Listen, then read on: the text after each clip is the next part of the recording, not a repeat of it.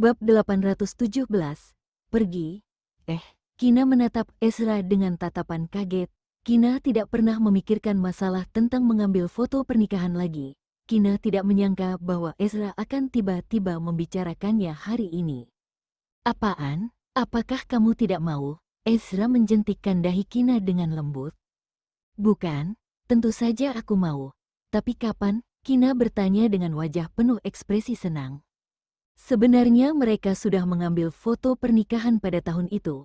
Tapi jika mengambil foto lagi sekarang, Kina merasa ini cukup bagus.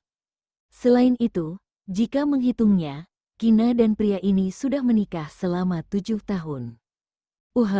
Ezra sengaja berpikir selama beberapa detik, mungkin bulan Mei, bagaimana menurutmu? Boleh, saat itu, iklimnya juga sangat bagus, tidak panas dan juga tidak dingin. Kina langsung menyetujuinya tanpa berpikir. Kemudian teringat sesuatu, Kina berkata lagi. Ezra, Kira sudah menikah selama 7 tahun, sebelumnya kamu pernah mengatakan bahwa kamu akan memberi sebuah acara pernikahan untukku. Acara pernikahan pasti ada, Ezra berjanji dengan tegas. Menurutmu, bagaimana kalau kita menetapkan tanggal pernikahan pada hari yang sama saat kita membuat buku nikah 7 tahun yang lalu? Oke. Kina bertanya pada Ezra dengan nada yang berdiskusi. Sebenarnya ini merupakan pemikiran yang baru saja dipikirkan oleh Kina. Masih ada sekitar setengah tahun dari hari saat mereka membuat buku nikah, seharusnya masih sempat. Setelah mendengar perkataan Kina, ekspresi di wajah Ezra menjadi sedikit halus, hati sedikit berjuang, seketika tidak tahu bagaimana menjawabnya. Beberapa saat kemudian, kamu ingin menetapkan acara pernikahan pada hari itu? Ezra bertanya sambil berpikir. Sebenarnya itu merupakan pemikiran yang tiba-tiba dipikirkan olehku, tapi setelah memikirkannya dengan teliti, aku merasa ini cukup bermakna. Kina menjelaskannya kepada Ezra sambil tersenyum. Dikatakan bahwa orang akan merasa bosan dengan kehidupan setelah menikah saat memasuki tahun ke-7, tapi tidak ada masalah ini di dalam hubungan kita. Sebaliknya kita semakin mencintai satu sama lain.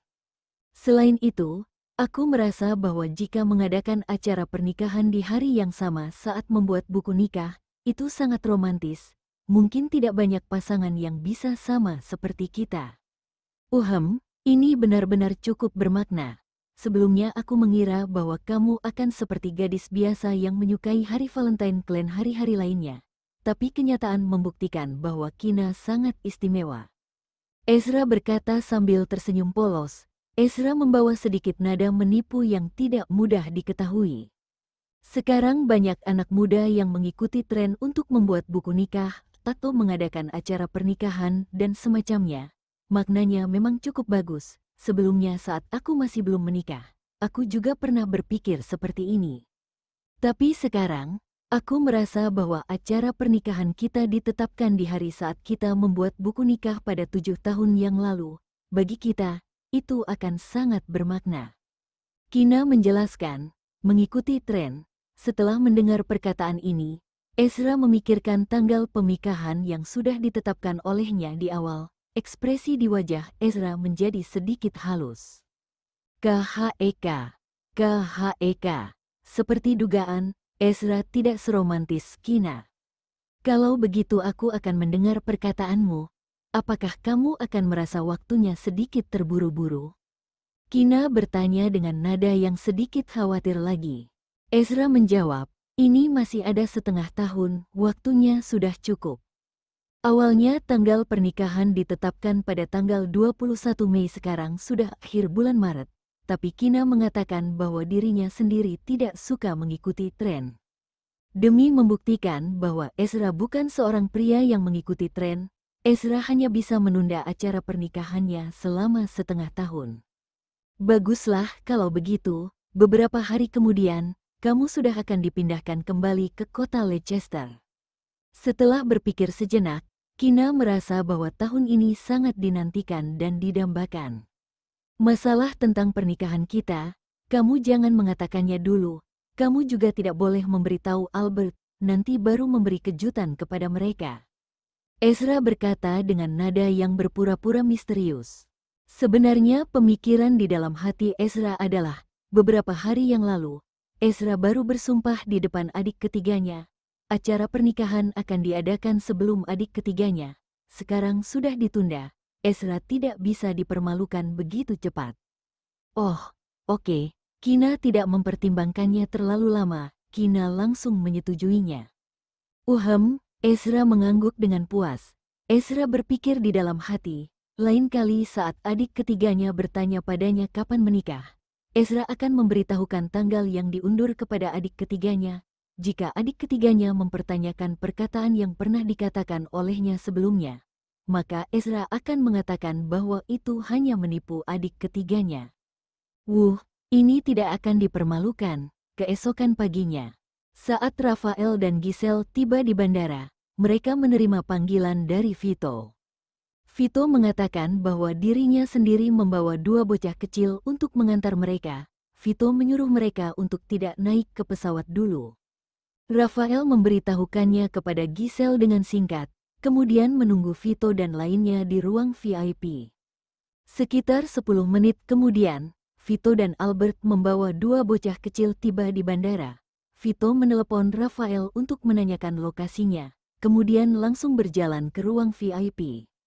Dua bocah kecil itu mengenakan pakaian yang didesain dan dibuat oleh Giselle secara pribadi. Ini menarik perhatian banyak orang yang lewat. Ruang VIP yang ada di dalam bandara, Dea tahu bahwa kedepannya tidak bisa sering melihat Giselle lagi. Mata Dea memerah. Dea memeluk Giselle dan mengatakan banyak perkataan. Clayton duduk di sebelah Rafael. Clayton seketika tidak tahu harus berkata apa. Clayton terus diam. Jika tidak ingin datang untuk mengantar kami, kamu bisa tidak datang ke sini. Untuk apa kamu menunjukkan wajah yang buruk seperti ini? Rafael melihat bocah kecil yang tidak mengatakan sepatah kata pun. Rafael berkata dengan nada yang sedikit kesal. Aku bukan tidak ingin datang. Clayton mengerutkan alisnya. Clayton merasa tidak puas karena Rafael memperlakukannya dengan tidak adil. Rafael mendengus dingin. Kedepannya kamu akan datang ke kota Leicester lagi, kan? Clayton bertanya pada Rafael dengan nada yang kecil. Jika kamu memohon padaku, aku mungkin bisa mempertimbangkannya. Rafael berkata dengan nada yang sedikit angkuh Clayton. Kenapa orang ini begitu menyebalkan? Baiklah kalau begitu, aku mohon padamu. Aku cukup menyukaimu. Aku merasa sedikit enggan jika kamu pulang ke Jerman secepat ini. Semakin mengatakannya, suara Clayton menjadi semakin kecil. Jika bukan karena pendengaran Rafael sangat baik, Rafael hampir tidak bisa mendengar apa yang dikatakan oleh bocah kecil. Kalau begitu aku akan mempertimbangkannya dengan baik. Rafael mengangkat tangannya dan hendak mengusap rambut Clayton. Begitu melihat bocah kecil menggunakan hairspray untuk membuat gaya rambut yang keren, Rafael menahan diri dan menarik kembali tangannya. Dengan cepat, siaran bandara mengingatkan penumpang yang masih belum naik ke pesawat, harap penumpang naik ke pesawat sesegera mungkin. Giselle dan Dea terus mengucapkan selamat tinggal dengan enggan. Setelah berjalan keluar dari ruang VIP, mereka hendak melewati pemeriksaan keamanan dan naik ke pesawat. Rafael baru saja berjalan 2 langkah, kemudian tiba-tiba menghentikan langkah kakinya. Rafael berbalik badan dan berjalan ke depan Clayton. Rafael mengangkat tangan dan mengacaukan gaya rambut Clayton yang indah. Rafael berkata dengan nada sedikit menyebalkan. Kedepannya jangan menggunakan hairspray dengan sembrono, ini terlalu memengaruhi perasaan yang menyentuh. Clayton mengerutkan kening, tapi malah tidak seperti sebelumnya yang menurunkan telapak tangan Rafael. Aku akan pergi. Rafael menarik kembali tangannya. Rafael berbalik badan dan berjalan pergi. Selamat tinggal, Kak. Clayton melambaikan tangan ke punggung Rafael. Rafael menghentikan langkah kakinya, tapi malah tidak menoleh. Rafael mengangkat tangan dan melambaikannya. Selamat tinggal. Vito memeluk Dea yang rongga matanya sudah memerah. Vito menghibur, jangan menangis lagi. Setelah Dea libur, Dedi akan membawamu pergi menjenguk Kak Giselle. Oke, benarkah, Dedi? Dea mengedipkan mata. Dea menatap lurus ke arah dedinya.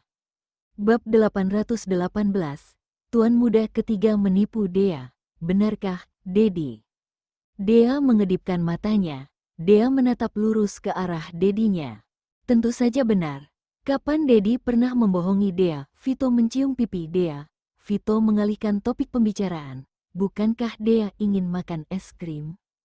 Nanti Dedi akan membawamu pergi makan es krim, oke? Sejak musim gugur tahun lalu, karena takut Dea akan masuk angin setelah makan makanan yang dingin, Vito tidak membiarkan koki di rumah Okto membuat makanan dingin seperti es krim. Kemudian setiap harinya Dea yang rakus akan berteriak bahwa dirinya sendiri ingin makan es krim dan makanan yang dingin. Oke, Dea ingin makan es krim yang besar. Perhatian Dea sudah dialihkan, kemudian membuat gerakan tangan yang besar dengan penuh semangat. Albert baru saja ingin mengatakan sesuatu. Albert sudah ditatap oleh Vito. Vito mengerutkan alis dan menggelengkan kepalanya, yang memberi isyarat kepada Albert untuk tidak berbicara. Selanjutnya Vito terus menipu. Oke, kalau begitu Dedi akan memberi es krim yang besar untuk Dea. Setelah tahu bahwa Vito sedang menipu putrinya, Albert hanya tersenyum dan tidak mengatakan apa-apa.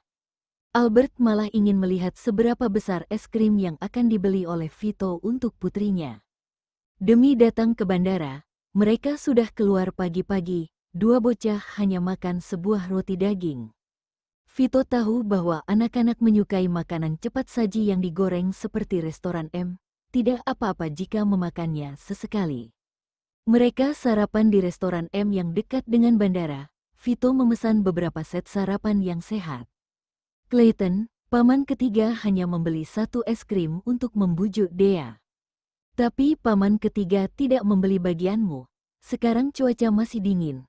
Setelah makan makanan yang dingin, perut akan terasa tidak nyaman. Vito menjelaskannya kepada Clayton dengan nada yang rendah. Vito khawatir bahwa Dea memiliki es krim. Jika keponakannya tidak ada, keponakannya akan berpikir sembarang dan akan berpikir bahwa paman ketiganya enggan untuk membeli es krim untuknya. Paman ketiga, aku sudah tahu. Clayton mengangguk dengan patuh. Tadi karena adik Dea melihat Kak Giselle akan kembali ke Jerman, adik Dea merasa sedih hingga menangis. Demi membujuk adik Dea, paman ketiga baru mengatakan bahwa ingin membeli es krim untuk adik Dea. Perkataan ini sudah dikatakan, paman ketiganya pasti tidak bisa tidak mengingkari janji. Setelah memesan makanan, Vito membawa Clayton kembali ke kursi yang diduduki oleh Albert dan Dea. Puluhan menit kemudian, pelayan di restoran M menyajikan makanan yang dipesan oleh mereka. Vito mengambil es krim. Vito bertanya pada putrinya sambil tersenyum lembut, Dea, Dedi menghabiskan uang untuk membeli es krim untukmu. Kamu membiarkan Dedi makan dulu, oke? Oke, kita juga harus memberinya kepada Momi. Dea langsung menyetujuinya tanpa berpikir. Setelah mendapatkan izin dari putrinya, Vito membuka mulutnya menjadi besar. Vito langsung meratakan ujung es krim yang terbuka di luar cangkangnya. Dea melihat es krim itu. Setengah es krim itu sudah digigit oleh dedinya. Dea tiba-tiba terpana. Vito berpura-pura tidak melihat putrinya yang tercengang. Vito menyerahkan es krim kepada Albert. Dea mengatakan bahwa dirinya sendiri ingin memberikannya kepada Momi. Sini es krimnya. Momi, Dea hampir menangis. Rongga matanya memerah. Dea melihat es krim di tangan mominya dengan penampilan yang kasihan. Dea memiliki semacam ilusi bahwa mominya akan menghabiskan es krim yang tersisa. Dea memohon dengan nada yang lembut, Momi, kamu jangan makan begitu banyak, sisakan untuk Dea. Albert memelototi Vito sambil tersenyum, kemudian menggigit sedikit kulitnya yang renyah. Albert menyerahkan es krim itu kepada putrinya. Terima kasih, Momi. Dea paling menyukai Momi. Dea mengambil es krim itu dengan erat. Dea segera berkata sambil tersenyum. Vito yang menghabiskan setengah es krim putrinya. Vito menghela napas dengan tidak berdaya di dalam hati. Gadis kecil ini tidak tahu betapa baiknya dedinya. Kak Clayton tidak punya es krim, Albert mengingatkan. Dea ragu-ragu sejenak, Kemudian dengan murah hati mengulurkan es krimnya ke depan Clayton. Kak Clayton makan es krim. Begitu teringat paman ketiganya baru saja menghabiskan setengah es krim ini, penampilan adik Dea yang sangat kasihan, Clayton tanpa sadar menggigit satu gigitan yang kecil. Clayton tidak tega membuat Dea merasa sedih. Dea menjilat es krim yang didapatkan dengan sangat tidak mudah. Setelah makan beberapa gigitan, seolah-olah teringat sesuatu, Dea berhenti dan menyerahkan es krim ke depan Clayton. Kak Clayton juga makan. Clayton sedang makan bubur daging dan sayur. Setelah mendengarkan ini, Clayton mendongak dan menggigit satu gigitan yang kecil. Enak sekali, terima kasih, adik Dea. Adik Dea sangat baik, cantik dan imut. Bocah kecil memuji tanpa ragu-ragu. Dea dipuji hingga merasa sedikit malu. Tangan mengambil es krim. Dea mengangkat sepasang tangannya dan menggunakan telapak tangannya untuk menutupi mukanya. Kak Clayton juga ganteng. Begitu melihat poni rambut putrinya ternoda oleh es krim, Albert segera menyingkirkan rambut putrinya. Albert berkata pada putrinya, "Sudahlah, cepat menghabiskan es krimnya, kemudian makan bubur. Kamu lihat Kak Clayton sudah menghabiskan setengah mangkuk bubur." Kemudian dua bocah kecil itu terus makan es krim secara bergiliran. Setelah menghabiskan setengah es krim itu, Dea mulai makan bubur. Setelah sarapan di restoran M, mereka langsung berjalan keluar dari bandara dan kembali ke rumah Okto. Vito dan Albert tidak tahu masalah tentang penggemar mereka bertemu dengan mereka saat mereka sarapan di restoran M yang ada di bandara, bahkan juga mengambil video secara diam-diam dan mengunggahnya di internet. Weibo menjelaskan alasan kenapa Vito hanya membeli satu es krim. Kemudian awal video itu adalah pelayan di restoran M menyajikan makanan yang dipesan oleh Vito.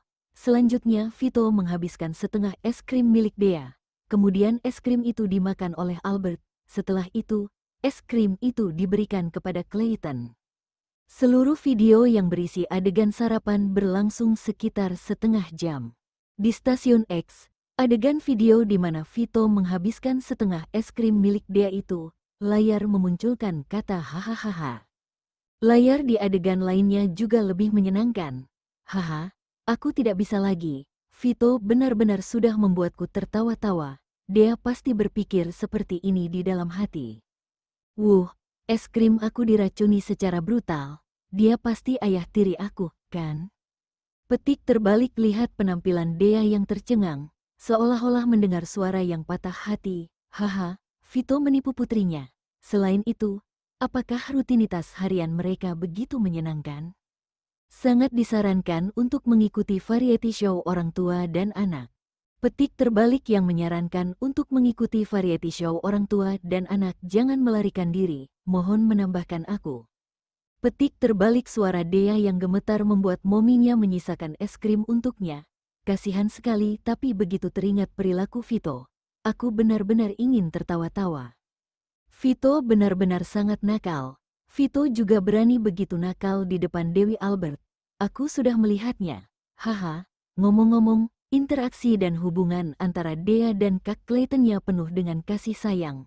Es krim yang tersisa setengah, Dea juga rela membagikannya dengan Kak Clayton. Tidak heran merupakan keluarga yang kaya.